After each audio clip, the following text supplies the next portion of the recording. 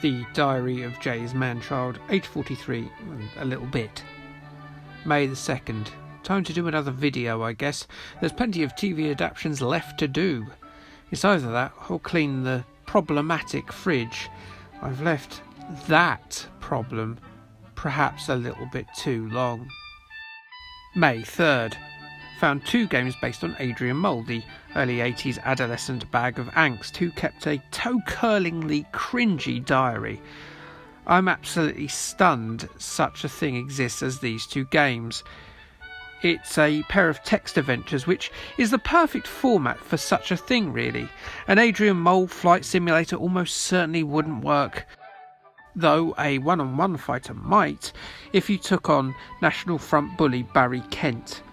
Except, of course, Adrian, the wimp, would always lose.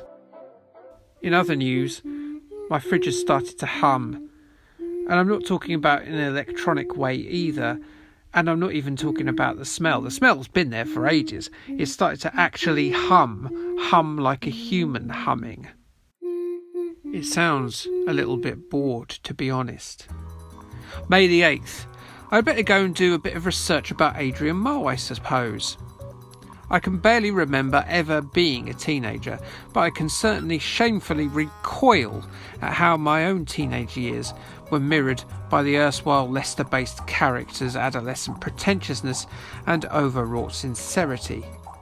Novelist and playwright, now sadly passed, Sue Townsend crafted an excellently amusing depiction of a self-important neurotic teen set against the backdrop of Thatcherite Britain.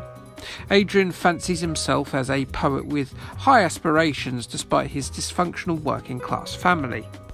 Adrian was never a popular boy, with just a small group of friends, including his best friend, the punky Nigel, his teen love, the horse-riding middle-class left-wing Pandora Braithwaite, and a grumpy old fellow called Bert Baxter.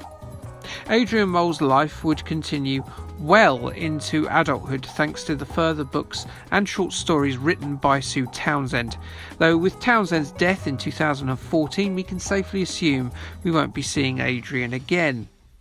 3 television series were made, with the first 2 concentrating on his teenage years, those being The Secret Diary of Adrian Mole, aged 13 3/4, and The Growing Pains of Adrian Mole. The ITV shows produced by Thames Television featured an excellent Ian Dury theme called Profoundly in Love with Pandora, and starred child actor Gian Sammarco in the title role. He's gone on to do absolutely nothing. He's actually now a nurse. Gian was backed up by fine actors such as Beryl Reid, Julie Walters, Lulu, Stephen Moore and Louise Jameson in the TV show. I better tell you though, the fridge is now starting to make noises that sound like actual words. I gave up putting fresh food in it sometime last year. It hasn't even been plugged in for some time. May the 10th. I've been playing the games from the Adrian Mole series, trying to forget and ignore that the fridge is growling. The pair of games, they were developed by Level 9, with the first being published by Mosaic Games in 1986 and the second by Virgin Games in 1987. The games are extremely similar in design, and so rather than talk about them separately, it makes more sense just to talk about them as one entity. Both are very sparse in their presentation, which, as they're essentially text adventures, is absolutely par for the course.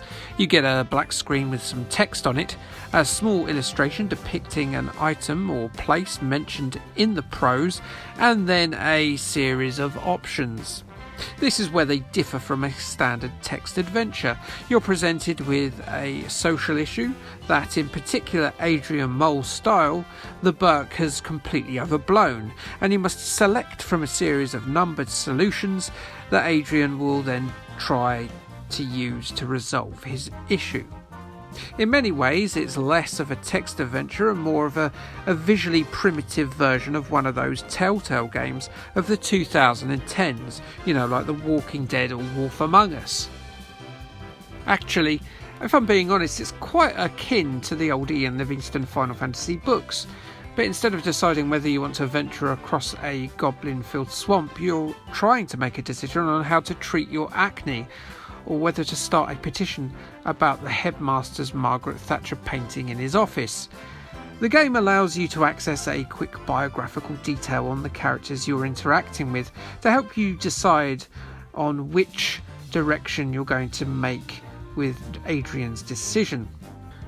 The games, or in this case Adrian himself, will give you, himself I guess, a score every couple of entries so you can see how your progress through the troubled adolescence of a Midlands intellectual teen is going. It's an interesting idea for gameplay, but the wrong decision can see entire plot branches end early, and new characters are introduced in some of those plot branches just appear out of nowhere. Plus, it's hard to ascertain why you have been given a score at certain times. Prior knowledge of the television shows or the books themselves would help, I think, with your progress, as the storylines are almost exactly accurate to the storylines in the books and the TV show. Townsend's writing is still as awkwardly funny as it's ever been, and there were genuine guffaws coming from my chops at times. Do The Secret Diary and Growing Pains work as computer games in this format? Ish. I certainly think, given the linear nature of the storylines, that asking for full price was a little bit much, no matter how amusing that storyline is.